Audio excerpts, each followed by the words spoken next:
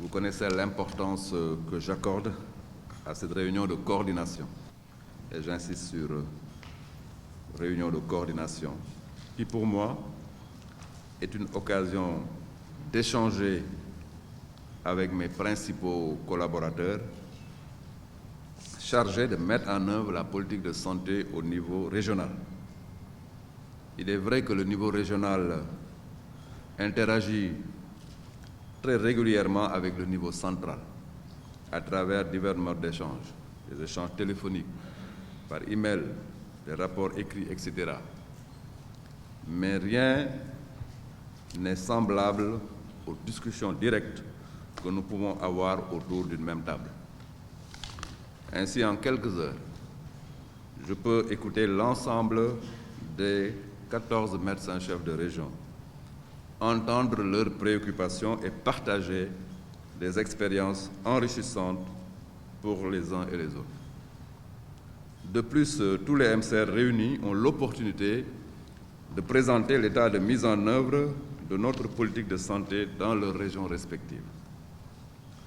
Mesdames, Messieurs, chers collaborateurs, l'année 2020 est très marquée par la pandémie qui affecte le monde, l'Afrique et particulièrement notre pays, le Sénégal.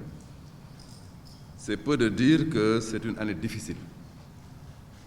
Tous les secteurs de la vie économique et sociale le ressentent durement.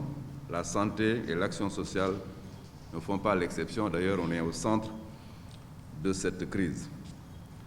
Néanmoins, une bonne préparation ainsi que la mobilisation et l'engagement de tous les acteurs ont permis à notre système de santé et d'action sociale de surmonter jusque-là les contraintes et de faire face à ce terrible virus. C'est la raison pour laquelle Monsieur le Président de la République ne cesse de rendre un hommage au personnel de santé engagé dans la riposte et de manifester sa grande ambition de renforcer leurs moyens et leurs moyens d'action surtout sur le terrain. Il vient de me le réitérer tout à l'heure quand je lui disais que j'avais une réunion importante avec vous. Le chef de l'État, pour tout le soutien et la confiance qu'il nous témoigne dans le cadre de cette lutte contre la pandémie, est en permanence en train de suivre ce que nous faisons. Mesdames, Messieurs, chers médecins-chefs de région, je voudrais d'ores et déjà vous exprimer ma satisfaction. Un énorme travail a été fait dans les 14 régions du pays à travers les comités régionaux de gestion des épidémies. Vous en êtes les artisans majeurs sous la conduite des gouverneurs de région que je félicite au passage. Je vous félicite et vous encourage vivement, sans oublier les médecins-chefs de district et l'ensemble des agents exerçant au niveau déconcentré.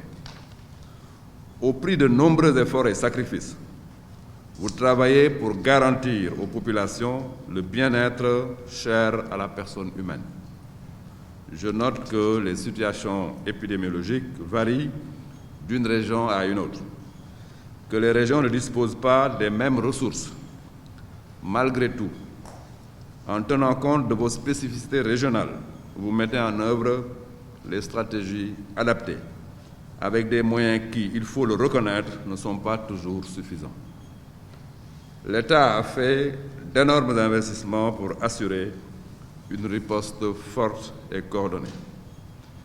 Les partenaires techniques et financiers, les collectivités territoriales, la société civile, le secteur privé accompagnent ces efforts de l'État. Nous suivrons tout à l'heure les présentations de quelques régions sur la gestion de l'épidémie pour mieux apprécier ce qui se fait à l'échelle régionale. Nous devons continuer la lutte contre la pandémie.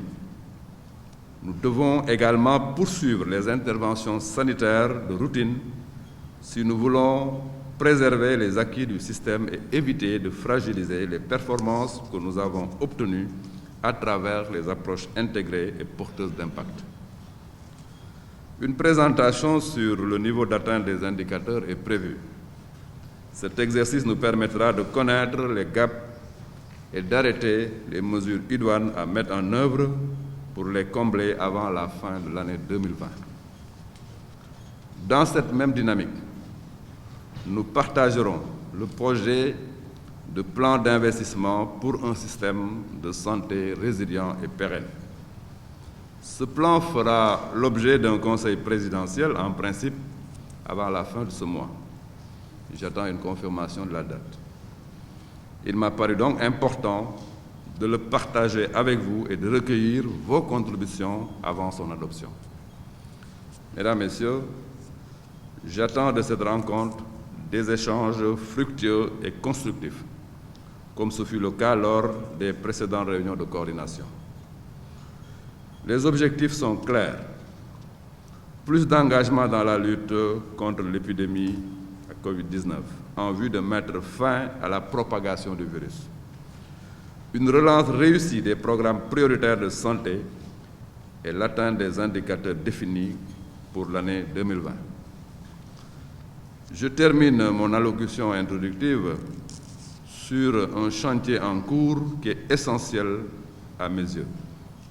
Il s'agit de l'élaboration du livre blanc qui sera un support écrit, témoin d'une crise sanitaire exceptionnelle devant être inscrite dans la mémoire collective de l'histoire de la santé. La contribution des régions à ce document me paraît fondamentale. Je souhaite plein succès à nos travaux et déclare ouverte la présente réunion de coordination. Je vous remercie de votre attention.